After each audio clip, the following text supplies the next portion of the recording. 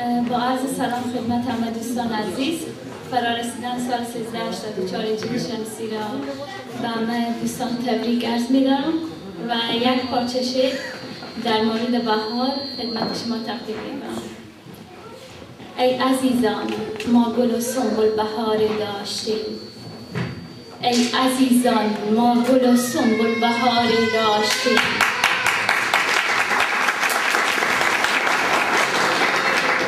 در ری سالنگ و خنجان گل بهاری داشتیم،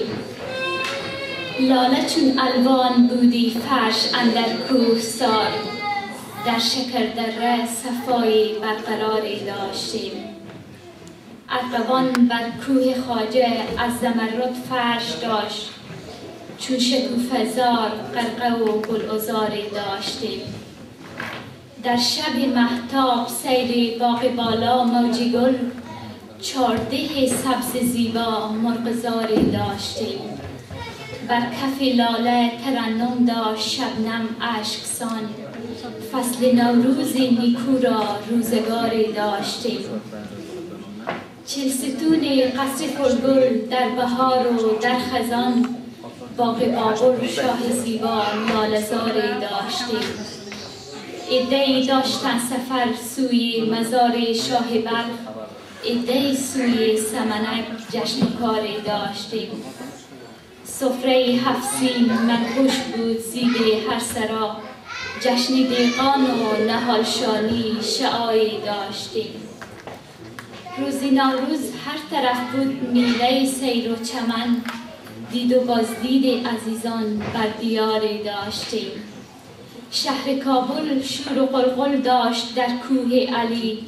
جندبالای سخی جان در کناری داشتیم، لیک امروز گشت برباد ملک ما از جور و دهر، کی چنین خاک توده و مخروب زاری داشتیم، گر بودی آباد وطن داشتیم قرار و آشیان، اندرین غربت کجا ما اعتباری داشتیم، ملت مظلوم پریشان است به هر ملک و دیار، کاش جایی جهل و ظلمت مرد کاری داشتیم، آتش افتد بر دیار دشمنان خاک ما، آتش افتد بر دیار دشمنان خاک ما،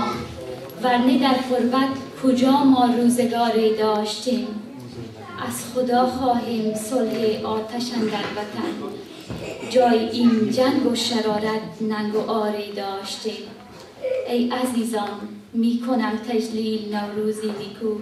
چون که از آبا و اجداد ما بهاری داشتیم،